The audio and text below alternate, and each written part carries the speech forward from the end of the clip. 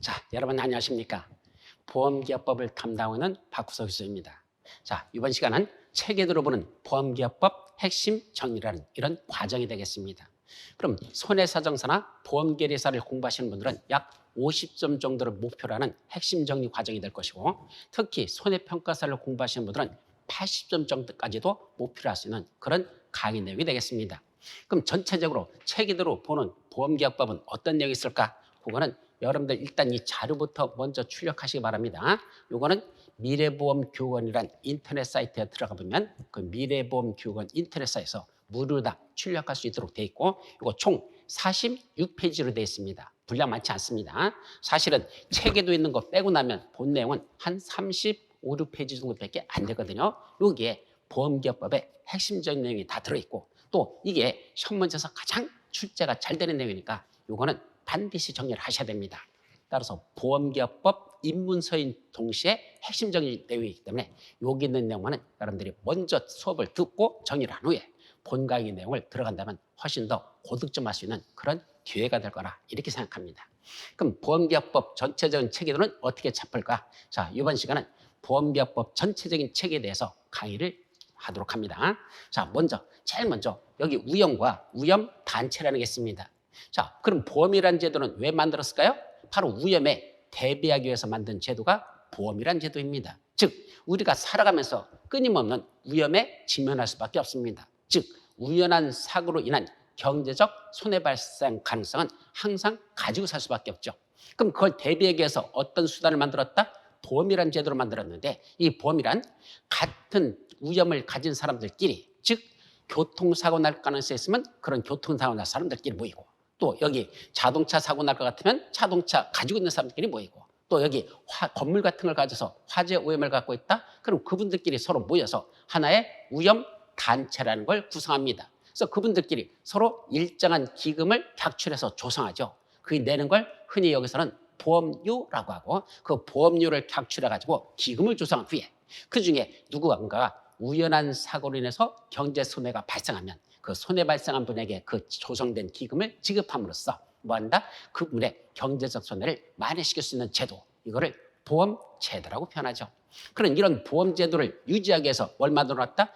보험과 관련된 법을 만들었습니다. 그 보험법은 보험공법과 보험사법으로 구분되는데, 그때 우리는 시험과 관련돼서는 특히 보험사법이라는 법이 중요하죠. 이때 보험사법은 한마디로 말하면 보험자하고 보험계약자, 여기서 보험자라는 건 보험회사를 의미합니다. 그 보험회사인 보험자하고 계약을 체결하는 보험계약자하고 보험계약의 체결과 관련된 내용들, 그 계약의 효력에 발생에 관련된 것들, 또는 각각 어떤 권리와 의무를 가지고 있는지 그런 내용들을 쭉 정리한 이런 법을 바로 우리 보험사법이라고 그러고, 그중에 우리 시험범위에 들어가는 보험계약법이 가장 중요한 법이 되겠습니다. 그럼 무엇이 보험계약법일까? 우리 시험과 관련돼서는 바로 상법의 보험계약법의 내용이 들어 있습니다. 즉 상법은 제1편 총칙부터 제6편 바로 항공운수까지 총 6개 편으로 되어 있는데, 그중에 네 번째 보면 보험이라는 게 들어있습니다. 즉 제1편 총칙, 제2편 상해위, 제3편 회사, 제4편 보험이고, 제5편 해상, 제6편 항공운송, 이렇게 6개 편으로 상법을 구성하고 있습니다. 그중에 바로 네 번째 있는 보험편, 제4편 보험, 이게 우리 시험범위에 들어가는 보험계약법이라는 법이고, 그거는 상법은 제1조, 제2조, 제3조, 제4조 이렇게 법주문 형식으로 쭉 구성되어 있는데, 그중에 제638조부터 739조의 3까지, 요까지가 제4편 보험편에 관한 내용이고, 그것이 우리 시험법에 들어간 보험계약법의 내용이 되겠습니다. 그럼 거기에 어떤 내용들을 다루고 있는지 그 전체적인 체계를 지금부터 살펴보도록 합니다. 자, 먼저 보험계약이라는 이 계약은 일반적인 계약과는 조금 다른 특성을 갖고 있습니다. 자, 예를 들어서 우리가 어떤 상점에 들어가서 먹을 물건을 콜라를 한 병 샀습니다. 그럼 콜라를 한 병 살 때는 어떻게 하면 되죠? 자, 내가 들어가서 콜라를 하나 골라가지고 이거 제가 살려고 하는데 저한테 팔을래요? 라는 하나의 청약을 하는 거죠. 그럼 주인이 그거 보고서 그래, 내가 얼마에 팔 때니까 너 돈 줄래? 그럼 알겠습니다 라고 해서 계약이 체결됩니다. 즉 내가 팔을래요? 라고 청약을 하고 주인이 내가 팔을게 라는 승낙이 있으면 그 계약은 성립됩니다. 그런데 그런 계약은 그렇게 해서 내가 들고 나와서 내가 마시면 그 계약은 그런 끝나는 많은 겁니다. 이런 걸 일회성 계약이라고 그러죠. 일회성 계약. 근데 보험계약은 한 번으로 끝나지 않습니다. 즉 보험계약자가 나 보험에 가입하려고 하는데 받아줄래요? 라는 청약이고 보험자가 그래 내가 그 보험계약 받아줄게 라고 승낙하려면 계약은 성립되지만 그거로 끝나는 게 아니라 보험료를 납부하면 보험자는 일정 기간 동안 발생하는 사고에 대해서 그 약속한 대로 보험금을 지급하는 그런 계약이 됩니다. 즉 보험계약은 한 번만 체결하고 끝나는 계약서의 성격이 아니고 계약이 성립되면 일정 기간 동안 보험자는 그에 따른 보상 책임을 지는 보험기간을 가지고 간다는 거, 이것이 보험계약의 성격입니다. 이런 걸 보고 보험계약은 계속계약성을 갖는다라고 하죠. 한 번에 끝나는 게 아니고 일정 기간 동안 보험자가 책임을 지는 계속계약성의 성격을 갖습니다. 그러다 보니까 보험계약은 다른 계약과 보통 다른 일정한 특성 등을 갖고 있더라. 그런 특성들이 우리 시험에서 중요한 내용들이고 그 하나를 정리하는 게 여러분들의 공부할 방향이 되겠습니다. 그럼 제일 먼저 보험계약을 체결하려면 보험계약자가 청약을 하고 보험자가 승낙이라는 의사표시라면 보험계약은 성립하게 되어 있습니다. 자, 그런데 이 청약과 승낙에서 보험계약이 성립되는데 문제는 가운데 승낙의제, 승낙전 보제도라는 게 이 사이에서 하나의 중요한 내용으로 우리 보험계약법의 특성으로 나타납니다. 그럼 어떤 게 승낙의제고 승낙전 보제도는 무엇일까? 자, 일반적으로 청약을 하고 상대방으로부터 내가 청약을 했어요. 자, 보험회사의 보험 상품을 찾아봤더니 나한테 이런 보험 상품이 가장 마음에 들더라. 그럼 뭐 하면 되죠? 내가 청약을 합니다. 당신이 보험회사한테 가서 당신들이 갖고 있는 보험 상품 중에 내가 이게 제일 마음에 드니까 이거 내가 가입하려고 하니까 나 받아주실래요? 라고 내가 뭐 한다? 청약이라는 의사표시를 합니다. 그럼 보험자가 내가 들어온 걸 검토해보고선 이 사람 위험도가 이 정도 되는데 그거 받아줘도 크게 문제되지 않겠다? 그럼 보험자가 뭐죠? 알았어, 받아줄게 라고 승낙을 하면 보험계약은 성립하는 것이죠. 그런데 보통은 청약을 했는데 상대방으로부터 아무 말이 없으면 되죠? 그때는 그 청약은 효력을 잃어버리는 겁니다. 아무런 말이 없다는 얘기는 승낙하지 않겠다는 뜻이죠. 그런데 우리 보험에서는 어떻게 만들어놨다? 청약과 함께 보험료를 같이 납부했습니다. 자, 청약과 함께 보험료를 지급했죠? 그러면 다른 약정이 없으면 보험자는 뭐 해야 된다? 그에 대한 승낙할 것인지 거절할 것인지 그걸 납부라고 그래요. 승낙의 낙자하고 거부할 때 붙자고는 납부의 통지를 발송해야 됩니다. 즉 계약자가 보험료도 청약과 함께 보험료를 같이 내면 보험자는 뭐 해야 된다? 그 청약을 거절할 것인지 말할 것인지 납부의 통지를 발송하여야 한다는 얘기입니다. 만약 보험자로부터 그걸 승낙할 것이 거절할 것이 아무런 말이 없다? 다른 약정이 없으면 30일이 지나면 그 청약에 대해서 보험자는 뭐한 것으로 본다? 승낙한 것으로 본다. 이걸 승낙의제라고 표현하죠. 이게 승낙의제입니다. 그럼 승낙한 것으로 본다 이런 말이죠. 또 원래 뭐뭐한 것으로 본다는 말은 그걸 다른 말로 간주라고도 표현합니다. 법률용어로. 근데 간주를 다른 말로 또 의제라고도 표현해요. 그래서 간주와 의제는 같은 뜻이고 여기서는 승낙 간주라고 표하지 않고 승낙 의제라고 표현하는 게 시험 문제 출제하는 출제자들의 입장이니까 승낙 의제로 정리하시기 바랍니다. 자, 또 하나 있죠. 청약과 함께 보험료를 같이 냈는데 원래는 보험자가 승낙을 하고 나서 보험사고가 발생하여 보험자가 보상 책임을 지는 게 원칙입니다. 왜냐하면 계약이 성립이 돼야 그 다음에 효력이 발생하는 것이고 그래야 나중에 보험자가 사고 났을 때 보험금을 지급하는 게 맞지. 아직 보험자가 승낙도 안 했는데 사고 나면 계약이 성립되지 않았기 때문에 보험자는 보상 책임이 없는 것이 원칙입니다. 근데 또 우리 상법에서는 보험계약법에서는 특별한 예외를 만들어 놨습니다. 어떤 규정을 두었다? 청약과 함께 보험료를 같이 납부했습니다. 자, 지급했어요. 그런데 보험자한테 냈는데 아직 보험자가 승낙하기 전에 여기서 보험사고가 먼저 발생했다 이 말이죠. 사고가 미리 나버렸습니다. 어떻게 될까? 원래는 보험자 보상 책임 없죠. 근데 상법에서는 아니래. 너 보험자한테 얘기하는 거죠. 너 청약 받으면서 보험료도 같이 받았잖아. 그러면 이 사고가 미리 승낙하기 전에 난 이 사고에 대해서 그 청약을 거절할 사유가 없는 한 청약을 거절할 사유가 없다는 얘기는 만약에 정상적인 계약으로 다 청약이 들어왔고 보험자가 봤을 때 그래 이 정도 위험이면 받아줘도 괜찮겠어 라고 받아줬더니 나중에 사고가 나서 보험금이 지급할 수는 있잖아. 근데 그게 그렇게 큰 위험은 아니야. 그 정도는 받아줘도 되는 거야. 그러면 청약을 거절하지 않았겠죠. 바로 그 청약을 거절할 사유가 없는 한 미리 사고가 난 거에 대해서도 보험료를 미리 받았기 때문에 이거에 대해서 보험자는 보험 계약상의 책임을 진다. 보험금을 지급해야 될 의무가 발생한다는 그런 걸 승낙전 보제도, 즉 보험자가 승낙하기 전에 사고 난 것에 대해서 보험계약자를 보호하자. 승낙전 보제도, 다른 말로 승낙전 사고 담보라고도 합니다. 승낙전 사고 담보 이런 것들이 승낙의제, 승낙전 보제도 이게 청약과 승낙 사이에서 청약과 함께 보험료를 냈을 때 발생하는 특별한 효과가 되겠습니다. 자, 그럼 보험계약을 체결하려면 또 이 상법에서는 특별한 규정 두 가지가 있습니다. 일반적으로 우리가 계약을 체결할 때는 그 둘이 마주 앉아가지고 뭐 하면 되죠? 어떤 걸 계약으로 내용을 할 것인지 둘이 마주 앉아서 계약서 작성하면 됩니다. 서로 같이 작성하면 되는 거죠. 근데 보험계약은 그렇지 않습니다. 왜 그러죠?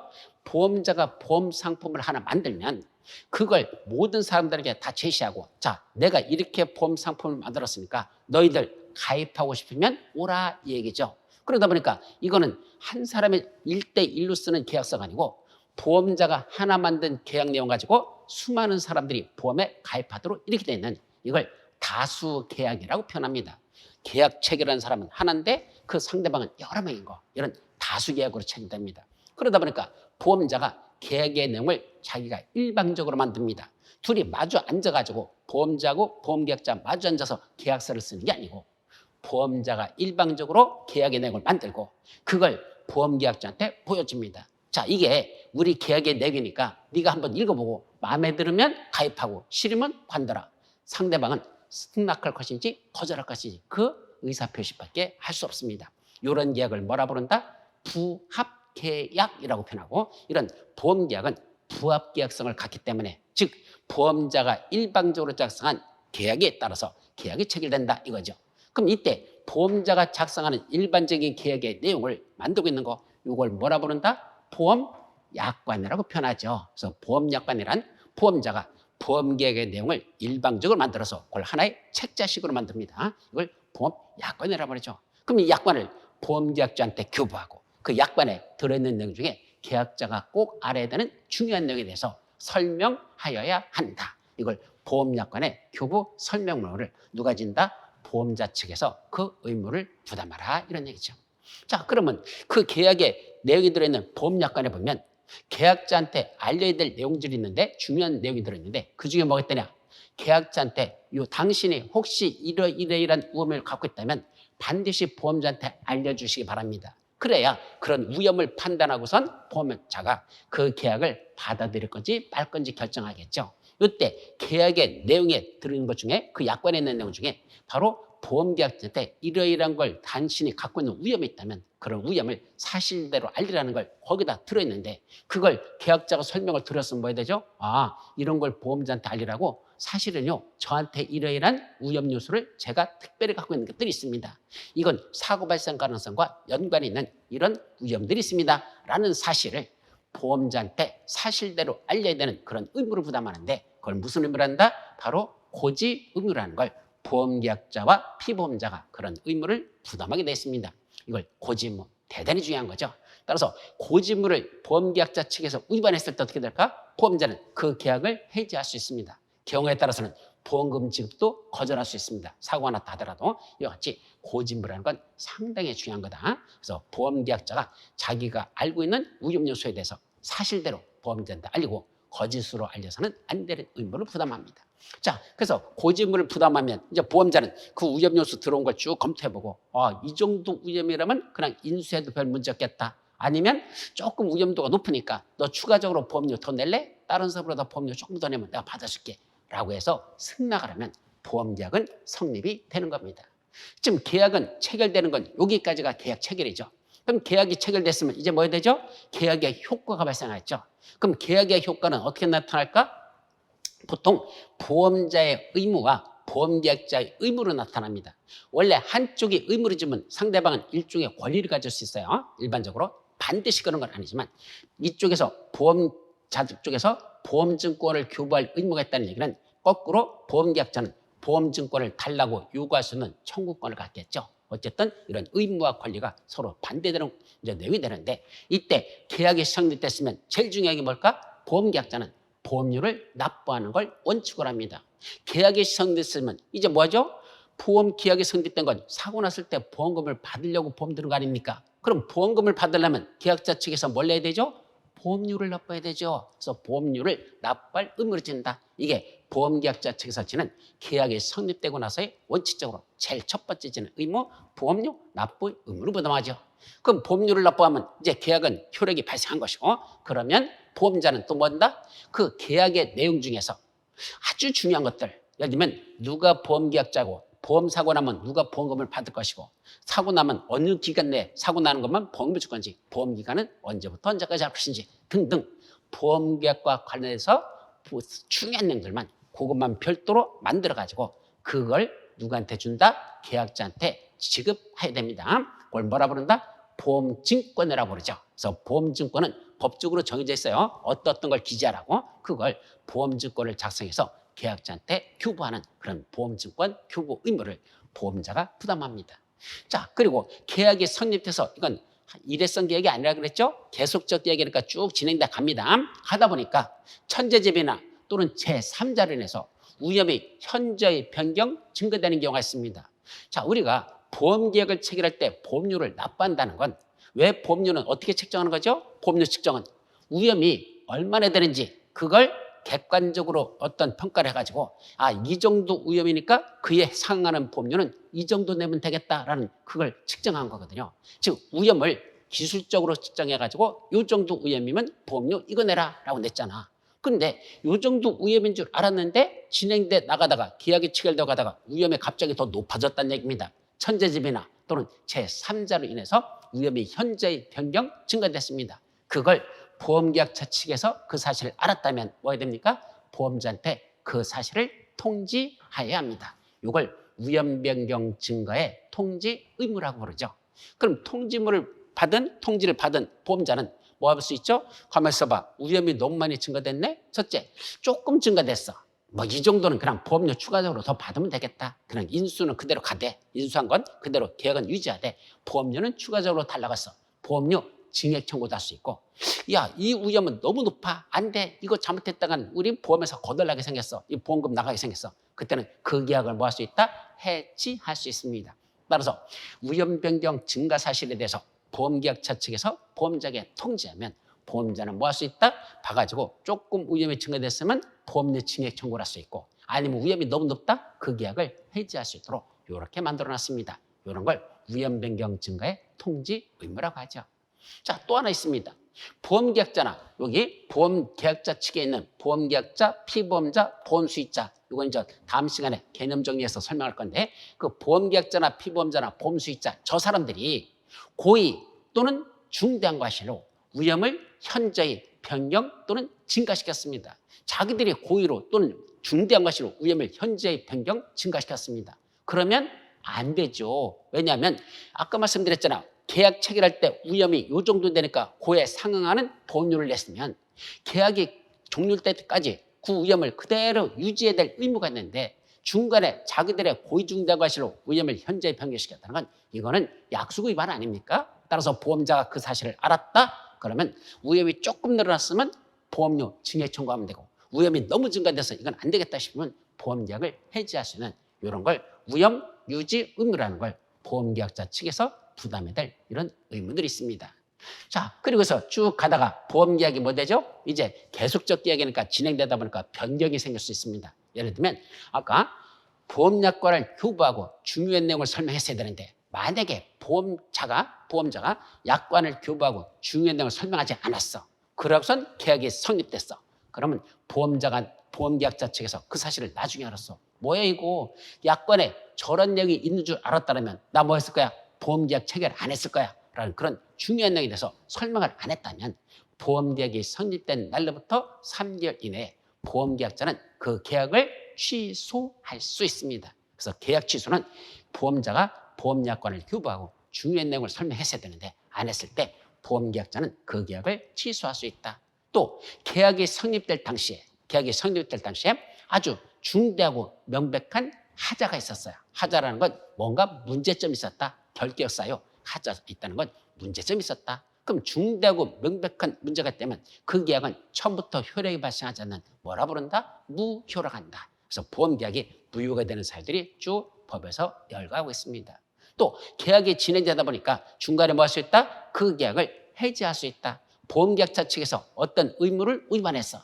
하라는 여러 가지 의무들이 있는데 이걸 위반했죠? 그러면 그때는 그 보험계약을 뭐 할 수 있다? 해지할 수 있거나 아니면 해지된 거로 본다. 등등 여러 가지 변경, 소멸과 관련된 내용들이 쭉 나옵니다. 그것도 시험 문제에서 출제가 잘 되기 때문에 나중에 취소, 무효, 변경, 소멸되는 사유들이 무엇인지 그것도는 일목요연하게 쭉 정리할 필요가 있습니다. 자, 그래서 계약이 또 진행돼 갑니다. 자, 그래서 계약이 만약에 무효가 되거나 취소되거나 또는 해지됐으면 뭐 해야 되죠? 보험자는 받았던 보험료를 돌려줘야 될 의무가 발생하는 경우가 있죠. 항상 돌려주는 건 아니고 일정한 사유가 있으면 보험료를 다시 일부 돌려줍니다. 이걸 보험료 반환 의무라고 하고 또 임보험에서 여기 임보험이라는 건 사람의 생명이나 신체와 관련된 보험인데 거기서 임보험에서는요 뭐를 준단다? 보험 수익자한테 줘야 될 보험금 청구권자인 수익자한테 지급할 일정한 기금을 모아놓은 게 있는데 그걸 뭐라 부른다? 보험료 적립금 또는 보험 적립금이라고 하는데 이 보험료 적립금을 계약에 일정한 사유가 있어서 해지되거나 문제가 생기면 무효가 됐을 때 그때 다시 보험계약자한테 그걸 반환해주는 그런 보험료 적립금 반환 의무라는 걸 보험자가 부담하게 되어 있습니다. 자, 그리고 계약이 쭉 가다가 자, 통상은 한꺼번에 보험료를 일시납으로 내는 경우도 있지만 통상은 매달 얼마씩 내겠다는 그 월납보험료식으로 분할해서 내는 경우가 있습니다. 그럼 분할납보험료라고 하는데 1회 보험료 냈고 2회 보험료 냈고 3회 보험료 냈고 이게 쭉 내가지고 한 10년 동안에 매달 내면은 120회를 내야 되거든요. 그럼 쭉 내기로 했는데 가다가 어느 사정으로 인해서 보험료를 더 이상 납입하지 못했습니다. 자, 계속보험료를 내다가 납부하지 않았습니다. 어떻게 될까요? 보험자는 계약자한테 지체 없이 상당한 기간을 줘서 통지를 해야 됩니다. 뭐라고 할까요? 당신 보험료 납입하다가 언제부터 보험료를 지금 안 내고 있거든요. 따라서 언제까지 보험료 내시기 바랍니다. 그때까지도 안 내면 이 보험계약은 뭐겠다? 해지하겠습니다라는 의사표시를 보험계약자한테 통지를 하는데 이걸 뭐라 부른다? 최고라고 합니다. 독촉을 한다는 뜻이죠. 우리가 흔히 독촉 하는데 법률 용어로는 최고라는 거랍니다. 그럼 최고를 했는데도 불구하고 계약자가 보험료를 납입하지 않습니다. 그러면 그 상당한 기간을 정해서 최고했는데도 보험료 내면 보험자는 그 후에 그 계약을 해지할 수 있죠. 이걸 계속보험료 미납으로 인한 계약 해지라고 부릅니다. 그럼 계약이 해지되고 그냥 가다가 일정 시간이 지나기 전에 보험계약자 측에서 야 전번에는 갑자기 내가 돈이 없어서 보험료를 그냥 못 내고 그냥 해지당했는데 가만히 있어봐. 지금 보니까 그 보험보다 좋은 상품들이 없어. 진짜 좋은 거야. 그럼 그 계약을 뭐 할 수 있다? 다시 부활시키고 싶더라. 다시 살리고 싶습니다. 그러면 그동안 연체된 보험료에다가 약정한 이자를 붙여서 부활 청구를 합니다. 그러면 저 보험자가 그걸 받아들이고 알았어. 다시 받아줄게. 그럼 부활 승낙하고 나서 보험계약이 다시 살아나는 보험계약의 부활이라는 제도가 있죠. 또 보험계약에 보시면요. 내가 보험 들면서 보험 사고 나면 내가 보험금을 받겠다라는 자기를 위한 보험계약도 있지만은 그 어떤 경우도 있다? 보험 사고 나면 내가 보험금을 받는 게 아니라 다른 사람이 보험금을 받도록 하겠다라는 계약도 있습니다. 이걸 뭐라 부른다? 타인을 위한 보험 계약이라고 그러죠. 그러면 보험계약을 체결하는 보험계약자의 권리와 의무는 무엇이고 그 타인인 보험금을 받을 수 있는 사람의 권리 의무는 어떤 것들이 있을까? 그런 내용들이 타인을 위한 보험계약에서 다뤄지게 됩니다. 자, 여기까지가 정상적으로 계약들이 쭉 가다가 드디어 뭐가 발생했다? 보험 사고가 발생했습니다. 자, 예측하지 못했던 우연한 어떤 사고에서 보험사고 발생하면 뭐가 됐죠? 그때는 그 보험금을 지급하지 못하는 사유가 있어요. 예를 들면 보험사고가 왜 났을까? 그 보험금을 받을 수 있는 사람들이 보험계약자나 또는 그 보험금 받는 사람들이 무슨 짓을 했어? 고의나 또는 중대한 과실로 보험사고를 야기시켰습니다. 자기가 자기 건물에 불을 질렀다. 방화, 고의죠. 그죠? 중대한 과실로. 그렇게 하면 불날 줄 뻔히 알면서도 그걸 감히 저질러 가지고 불나게 만들었다. 중대한 과실입니다. 그때는 보험자는 보험금을 지급할까? 안 합니다. 그걸 무슨 사유로 한다? 면책사유. 책임을 면한다. 면책이라는 건 책임을 면한다. 보험회사가 보상 책임을 면한다가 면책이야. 책임을 지지 않는다. 그런 면책사유에 해당하지 않는 한 보험자는 보험금을 지급할 의무를 부담합니다. 그럼 이때 밑으로 내려서 그럼 보험계약처 측에서는 뭐 해야 되죠? 보험사고 났어? 빨리 보험금 지급해. 보험사고 났어요? 보험회사한테 빨리 알려야 되죠. 뭐라고 알렵니까? 보험사고 발생했다는 사실을 통지할 의무를 부담합니다. 지체 없이 사고가 났다는 사실을 보험자한테 통지함으로써 보험자가 그 사고는 났지만 손해가 더 이상 증가되지 않도록 전문가로서 어떤 조치를 할 수 있는 시간을 주기 위해서 빨리빨리 사고 났다는 사실을 지체 없이 보험자에게 통지해야 되는데 이걸 보험사고 발생 통지 의무라고 하죠. 만약에 보험계약자 측에서 그 보험사고 났다는 사실을 늦게 게을리함으로써 그로 인해서 증가된 손해가 있다면 보험자는 그 증가된 손해는 보상할 책임을 지지 않습니다. 자, 여기 의무 중에 계약자 측에 하나 의무가 또 있어요. 어떤 거? 손해보험에서만 손해방지무라는 게 있습니다. 이건 손해보험에 있는 방지무야. 그럼 손해보험에서는 무슨 말이 되냐? 자, 손해보험이란 이런 여러분들이 갖고 있는 재산 있죠? 이런 재산에 어떤 우연한 사고로 인해서 경제 손해가 발생했을 때 그걸 보상해 주는 게 바로 손해보험입니다. 그럼 이때 경제적 손해라는 건 내가 이 건물을 가지고 있는데 내 거야.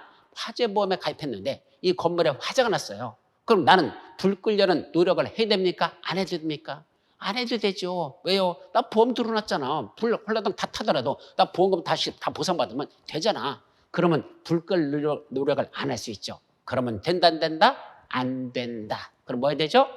보험에 설령 가입다 하더라도 보험 사고가 발생하면 보험에 가입하지 않았다면 가만히 있지 않을 거 아니야. 불 끌려는 노력을 했죠? 손해의 방지와 경감에서 노력할 의무를 다하겠죠.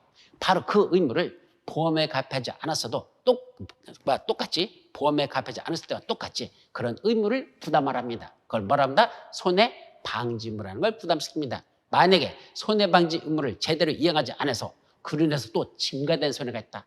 원래 정상적으로 해도 손해가 났다는 거, 그 손해는 보상해줘요. 근데 그걸 게을리함으로써 증가된 손해가 있다면 그 증가된 손해만큼만은 보험자가 역시 보상할 책임이 없다고 대법원 판례에서 그렇게 인정하고 있습니다.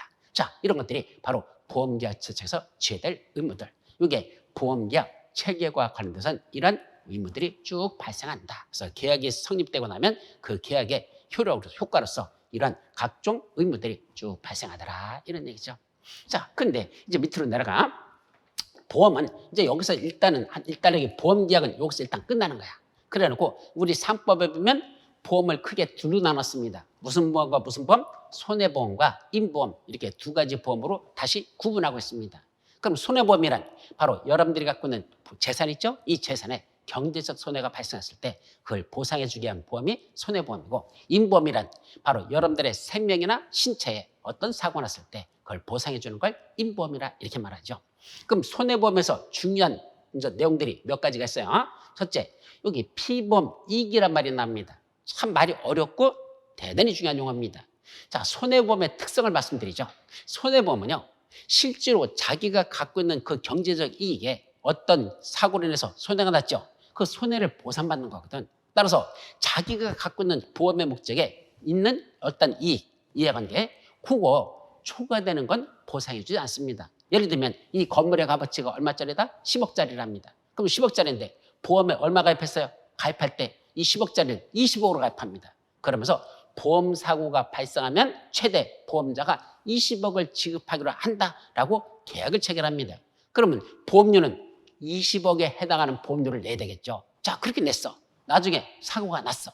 그럼 보험회사에서 전부 다 그 건물이 홀라당 다 탔을 때, 전손 사고가 났을 때 20억을 다 줄까? 아니요. 얼마만 준다? 이 값어치가 10억짜리라면 그 10억에 해당하는 보험금만 지급하지 가입할 때 20억으로 가입했다 해서 20억을 지급하지는 않습니다. 이때 보험의 목적의 값어치가 얼마로 했죠? 10억이라는 거. 요게 대단히 중요한데 그걸 다른 말로 보험가액이라고 합니다. 이게 보험가액입니다. 그리고 계약 체결할 때 얼마까지 보상해 주겠다는 계약 체결할 때 정하는 금액은 보험금액이라고 하죠. 그래서 보험가액과 보험금액 두 가지 개념이 대단히 중요한 개념이 등장합니다.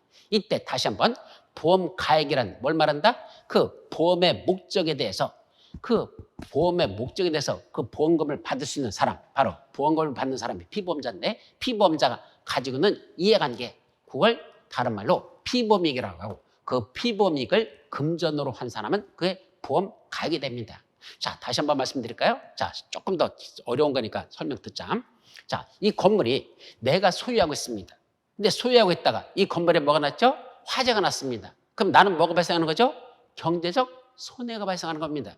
그럼 경제적 손해가 발생한다는 얘기는 다시 말을 뒤집으면 이 건물에 대해서 내가 일정한 이익을 가지고 있다는 뜻이죠. 이익이 없다면 손해가 날 것도 없습니다. 자, 지나가는 행인이 저기 불난 걸 찾아봅니다. 누구 건물인지 모르지만 불난 거죠. 그럼 어쩌고? 아이고 어떻게 이렇게 하지만 그 사람한테 손해 발생하는 건 없습니다. 물론 가다 교통체증이 일어나니까 차가 지체돼가지고 기름값이 더 나가는 있을지 모르지만 그 건물에 의한 직접적인 손해는 지나가는 행위랑은 아무 관계가 없다는 얘기입니다. 자, 건물에 어떤 경제적 손해가 발생한다는 건 건물에 일정한 이익을 가지고 있는 사람만 있습니다. 대표적인 게 누구죠? 바로 그 건물의 소유자. 건물이 내 거야. 근데 내 건데 불이 났어. 당연히 손해가 난 건 누가 손해난다? 나한테 손해가 납니다. 이와 같이 보험의 목적에 대해서 일정한 이익을 가지고 있는 자, 그걸 손해보험에서는 피보험자라고 부르고 이 피보험자가 보험금 청구권을 갖는 자입니다. 이때 보험의 목적에 대해서 일정한 이익이라는 그 이익을 뭐라 부른다? 바로 피보험이라고 부릅니다.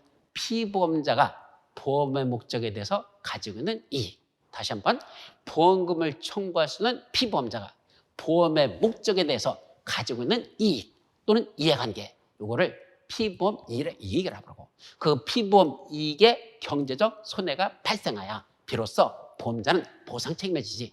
피보험 이익이 없는 자들, 지나가는 행인들, 그 사람은 이 화재난 건물하고는 아무 이해관계가 없죠. 그분들은 아무리 자기들이 이 건물을 보험에 가입하고 지가 보험료를 냈다 하더라도 보험금은 받을 자격이 안 됩니다. 그 사람이 그런 계약을 체결했다면 그 계약은 무효입니다. 만약에 지나가는 행인이 가다 보니까 이 건물이 하나 있는데 야 이거 아무리 봐도 불날 가능성이 대단히 높다. 그럼 뭐 하면 되죠? 자기가 보험 들어. 그리고 보험료 내. 그리고 사고 나면 보험금을 자기가 받겠대. 그러면 말이 됩니까? 안 되겠죠. 왜? 아니 지나가면서 봤더니 보험료 뒤지라고 냈는데 사고가 안 나. 불이 안 나. 그럼 뭐 하는 수밖에 없어? 내 보험료 본전 생각나면 불 지르는 수밖에 없죠. 남은 건물에 불 질러버려야죠. 그래서 이제 몰래 불 질러가지고 불이 났어. 그럼 내가 보험금 받으면 되잖아. 될까? 못 받습니다. 왜요? 나는 그 화재가 났다 하더라도 그 건물에 대한 아무런 경제적 이익을 갖고 있지 못하기 때문에 그 행위는 절대로 지가 보험 들어났다 하더라도 보험금을 청구할 수 없습니다. 따라서 보험금을 청구할 수 있는 권리는 오직 그 피보험 이익을 가지고 있는 피보험을 가지고 있는 피보험자만 보험금 청구권이 있지. 그런 피보험이 없는 자는 아무리 자기를 보험금 청구권자로 명시했다 하더라도 그건 보험금 지급 대상이 되지 않고 그 계약은 무효가 되더라. 이렇게 되는 겁니다. 아셨죠? 그래서 피보험이익이 무엇인지. 근데 그 피보험이익이 금전으로 환산한 거, 이게 얼마짜리지? 라고 그걸 금전으로 환산한 거, 이거를 보험 가액이라고 하고, 이 손해보험에서는 보험 가액을 초과하는 건 절대 보상하지 않습니다. 즉 실제로 그 보험의 목적에 발생한 손해, 그것만 보상해 주지 그보다 높은 이익은 주지 않습니다. 이걸 뭐라 본다? 실손보상 원칙이라고 하죠. 그래서 손해보험에서 가장 중요한 원칙이 뭐다? 바로 실손보상 원칙이라고 합니다. 실제로 발생한 손해, 실제로 발생한 손해만 보상하는 원칙, 실손보상 원칙을 적용합니다. 그러다 보니까 자기가 실제로 발생한 손해보다도 더 많은 이익은 절대 받을 수 없습니다.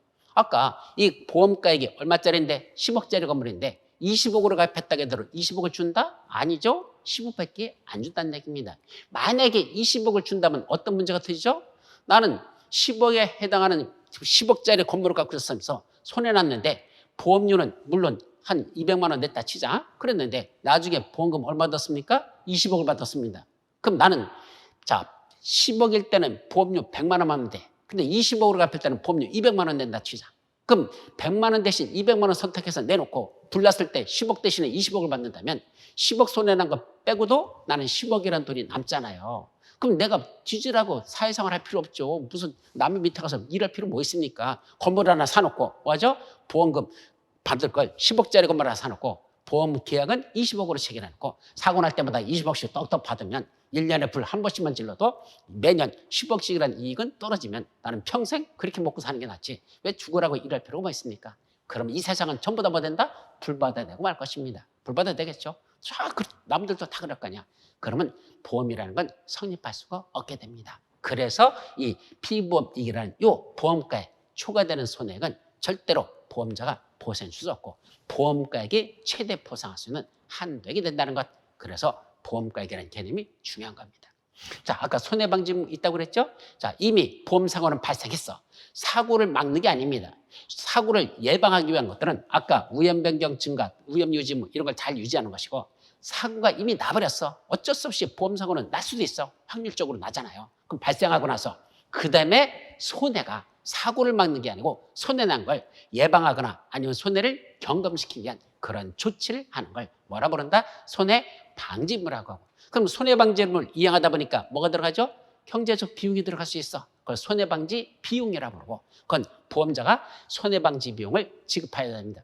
즉 손해방지와 경감을 위해서 필요 또는 유익했던 비용, 필요하거나 손해방지와 경감을 위해서 필요하거나 또는 유익한 비용이 있다면 그걸 손해방지 비용으로서 보험자는 그건 따로 별도로 지급해야 될 그런 의무를 집니다. 손해방지 의무 및 손해방지 비용이라는 게 있습니다. 자, 여기 보험자 대위라는 게 또 나오는데 이 보험자 대위 어려운 용어죠. 대위라는 건 한자로 쓰면 대신 그 지위를 가져간다 이 말입니다. 자, 보험자 대위 상당히 복잡한 내용인데 간단하게 두 가지만 정리할게요.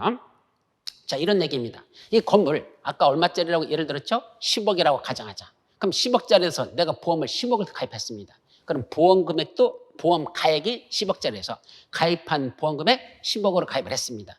자, 전수사가 났습니다. 10억이라는 손해가 다 났습니다. 그럼 나는 보험자로부터 10억이라는 보험을 받습니다. 근데 문제가 있죠. 10억이라는 보험을 받았는데 이 건물이 무슨 건물이더냐? 철골로 돼 있습니다. 그러니까 사실은 불이 났다 하더라도 그 옆에 있는 내장재 이런 것들만 타버렸고 그 철근은 그대로 유지가 돼 있죠. 철근값을 계산해 봤더니 그중에 1억이라는 돈이 됩니다. 그럼 1억 내 거잖아. 내 건물이 붙었으니까. 그럼 보험금 10억 받고 다시 또 1억이란 이 잔존물 내가 또 가질 수 있을까? 안 된다. 이게 바로 손해보험의 특성입니다. 아까 제 손해보험에서 뭐라고 했죠? 실제로 발생한 손해를 초과하는 건 보상하지 않는다 그랬습니다. 실손보상 원칙. 그러다 보니까 10억짜리 건물에 화재가 나서 10억을 받았는데 아직도 잔존 가치가 그 남은 철근 잔존 가치가 1억이라고 했다면 나는 보험금 10억 받고 잔존 가치 1억을 내가 가져버리면 이 건물은 11억짜리 값어치가 되는 것이죠. 원래 10억짜리밖에 안 되던 건데 10억 보험금 받고 잔존 가치 1억을 가짐으로써 나는 실손보상 원칙, 이득금지 원칙을 위반하게 됩니다. 그래서 이 초과되는 1억짜리 잔존물 있죠? 이건 누가 가져간다? 보험자가 가져가 버립니다. 원래는 내 건데 10억이라는 보험금 전부를 지급한 보험자가 이 잔존 가치를 보험자 자기 가져옴으로써 나는 원래 손해난 것만큼 10억만 내가 받을 수 있도록 되는 이런 제도를 뭘 한다? 여기 보험자 대위의 첫 번째 말하는 그걸 잔존물 대위 또는 보험 목적이 된 대위라는 게 있습니다. 또 하나 있어요. 이 건물에 내 건데 10억짜리 건물인데 어떤 지나가던 사람이 이 건물에 대해서 뭘 질렀어? 불을 질러버렸어. 방어를 해버렸어. 그럼 건물에 10억이라는 손해가 발생해서 홀라당 다 탔죠. 그러면 나는 뭐 할 수 있다? 상대방 그 불 질른 사람한테 손해배상을 청구할 수 있죠. 얼마 내놔라? 나 손해난 거 10억이니까 10억 물어내라. 손해배상을 청구할 수 있습니다. 자, 그런데 내가 다행스럽게 뭘 가입했죠? 보험에 가입했어. 그럼 보험회사로부터 내가 10억에 대한 보험금을 받았어. 그리고 상대방한테 그 10억이라는 손해배상금을 또 청구해. 그럼 나는 이 건물 하나의 화재로 인해서 나는 얼마를 벌었죠? 보험회사로부터 10억 받고 다시 상대방으로부터 손해배상금 10억을 받았습니다. 20억이 됩니다. 이러면 된다? 이것도 이득금지 원칙이라는 실손보상 원칙에 위배되는 내용이 됩니다. 그래서 이때 내가 보험금을 받으면 받은 금액의 범위 내에서 상대방인 그 가해자한테 청구할 수 있는 그 손해배상 청구권, 그거를 보험금을 지급한 보험자가 자기가 그 권리를 행사합니다. 내가 청구하는 게 아니라 보험금을 지급한 보험자가 대신 나를 대신해서 그 상대방인 가해자한테 그걸 자기가 받아갈 수가 있습니다. 이걸 제3자에 대한 보험자 대위, 다른 말로 청구권 대위라는 게 있죠. 이런 게 전부 다 보험자 대위라고 합니다. 따라서 결론부터 얘기하면 피보험자인 내가 보험의 목적물에 대해서 어떤 이익을 갖고 있었는데 거기에 경제적 손해가 발생했죠. 근데 잔존 가치가 나있으면 보험금 첨부를 받은 나는 그 잔존 가치를 내가 갖는 게 아니라 보험회사가 가져간다. 내가 갖고 있던 지위를 대신 보험자가 가져간다 이거고, 또 아까 제3자의 방해로 인해서 불이 났죠? 그럼 나는 그 친구한테 손해배상을 청구할 수 있는데 다행스럽게 내가 보험을 들어놨으면 화재보험금을 먼저 받고 받은 금액 포함해서 내가 청구할 손해배상 청구를 보험회사가 대신 행사하는 이런 걸 청구권 대위, 이것도 보험자 대위. 내가 청구할 손해배상을 보험금을 지급한 보험자가 대신 청구한다. 대신 그 지위를 가져간다. 이런 걸 우리가 보험자가 대신 그 지위를 갖는다. 내가 갖고 있던 지위를 보험자가 대신 가져간다. 보험자 대위라는 두 가지 내용이 있습니다. 시험 문제 항상 잘 나죠? 그리고 마지막 보험 목적의 양도도 손해보험에서 있습니다. 이게 뭐냐면 내가 이 건물을 소유하고 있었고 보험계약을 체결했습니다. 1년짜리 화재보험 들어놨는데 2달밖에 안 지났어. 근데 이 건물을 다른 사람한테 팔았습니다. 그러면 내가 이 보험계약을 해지하지 않는다면 어떻게 될까? 내가 이 보험의 계약자로서 또 피보험자로서 내 건물에서 남한테 팔으면 그 양수하는 사람에게 내가 가입했던 보험계약이 그대로 승계되는 것으로 추정하는 제도. 내가 보험계약 체결한 게 그 매수한 사람, 그 매수인, 양수인이죠. 그 양수인에게 내 보험계약의 내용이 그대로 승계된 것으로 추정하는 이런 제도가 보험 목적을 양도함으로써 보험계약도 양도된 것으로 추정하는 이런 내용들이 보험 목적의 양도와 관련된 계약의 양도, 이런 내용들이 있습니다. 자, 그래 놓고 손해보험에는 몇 가지를 열거하고 있다? 원래 손해보험 종류는 상당히 많아요. 엄청나게 많습니다. 그런데 우리 손해보험에서는 여기에 상법에서는 6개 손해보험만 명시하고 있고 이 내용들도 시험 문제 하나씩은 다 출제됩니다. 다만 손해평가서에서는 화재보험까지만 나머지 운송보험부터 보증보험까지 그 밖에 임보험 이쪽은 손해평가서에서는 출제되지 않고 있습니다. 그래서 손해평가서는 화재보험까지만 지금 설명한 요까지고 나머지 운송보험부터 저쪽 임보험타에서 질병보험까지 임보험 전체하고 여기 운송보험부터 보증보험까지는 시험 문제에서 출제되지 않는 건 그거는 손해평가서의 시험범위는 그렇게 되어 있습니다. 자, 그렇다면 화재보험 뭐죠? 예, 이런 보험의 목적에 화재가 발생했어. 그 화재 손해가 발생했을 때 그걸 보상해 주는 걸 목적으로 하는 건 화재보험. 두 번째, 운송보험은 어떤 물건 같은 걸 자동차 같은 데 싣고 가다가 이 자동차 전복이 나거나 추락이 되거나 또는 화재가 나가지고 그 실었던 물건에 운송물에 화재가 발생해서 손해가 났습니다. 그럼 그 운송물이 뭐 파손될 수도 있고 뭐 화재만이 아니라 여러 가지 문제겠죠. 그래서 경제적 손해가 발생하면 그걸 보상해 주는 거, 운송물에 발생하는 손해를 보상해 주는 거 운송보험이 되겠습니다. 자, 세 번째, 해상보험. 자, 배가 항해하다가 침몰됐어. 그럼 그 선박에 발생하는 손해가 있겠죠? 선박 손해. 또 선박 안에다가 어떤 화물선에다가 물건을 잔뜩 싣고 그걸 수출하려고 싣고 가다가 그 실었던 물건, 그게 화물이라고 그러는데 그 선박에 실은 화물, 물건이 어떤 사고로 인해서 손해가 발생하면 그걸 보상해 주겠다. 그 화물, 물건 실은 게 손해라는 걸 보상해주고 그걸 적하보험이라는데 이와 같이 선박보험과 적하보험 둘을 합쳐서 여기서는 해상보험이라고 한단다. 그래서 해상사업과 관련돼서 그런 선박이나 또는 실은 물건이 손해났을 때 그걸 보상해 주겠다. 이런 것들이 바로 해상보험이 되겠습니다. 자, 책임보험. 내가 어떤 과실로다가 상대방한테 손해를 입혔어. 내가 잘못했어. 그럼 내가 물어줘야 되잖아. 근데 그 물어줄 돈이 장난이 아니야. 되게 커. 내가 감당이 안 돼. 그러면 내가 뭘 든다? 책임보험에 가깝니다. 그러면 내가 잘못해서 과실로 상대방한테 물어줄 걸 보험회사가 대신 물어주는 제도. 내가 물어줄 걸 보험회사가 대신 물어주는 이런 걸 무슨 보험이란다? 책임보험에 가깝해서 내가 경제적 손해를 줄일 수가 있다. 그런 게 있죠. 자동차 책임보험 잘 아시죠? 근데 뭐도 있고 자동차보험. 자동차를 소유, 사용, 관리하다가 그로 인한 어떤 사고가 나서 손해가 발생하면 그걸 보상해 주겠다? 자동차 보험입니다. 자, 보증보험이란 마지막 보증보험이란 내가 어떤 사람부터 돈을 빌리거나 해서 채무를 부담해야 될 입장에 있어. 내가 어떤 채무를 부담한다는 건 내가 상대방한테 어떤 의무를 이행해야 되는 거야. 경제적으로 어떤 의무를 이행해야 돼. 그런데 그거 내가 못하니까 뭘 든다? 그 사람이 나한테 돈을 빌려줄 리가 없어. 그럼 내가 뭘 든다? 보증보험에 듭니다. 그럼 보증보험을 가입하면 어떻게 한다? 만약에 내가 나중에 채무를 이행하지 못하면, 채무를 불이행하면 그때는 대신 보증을 쓴 보증보험회사가 대신 내가 물어줄 금액을 대신 주겠다. 이것을 보증보험이라고 한단다. 이런 6가지 보증보험이 바로 가지가 손해보험에서 현재 열거되는 상법에 있는 손해보험의 종류가 되겠습니다. 자, 이제 마지막 뭐가 나온다? 인범이라는 게 있습니다. 그럼 인범은 바로 여기 있는 피보험자 이 사람이야. 아까 손해보험에서는 피보험자가 보험금을 청구하는 사람이지만 인범에서는 피보험자가 죽거나 다치거나 병에 걸려가는 바로 피 보는 사람이 인범에서는 피보험자입니다. 그래서 손해보험에서의 피보험자는 보험금 청구를 갖는 자, 피보험이 있어서 보험금 청구를 갖는 자고, 인범에서의 피보험자는 죽거나 다치거나 병에 걸리는 바로 피 보는 자를 인범에서는 피보험자라고 합니다.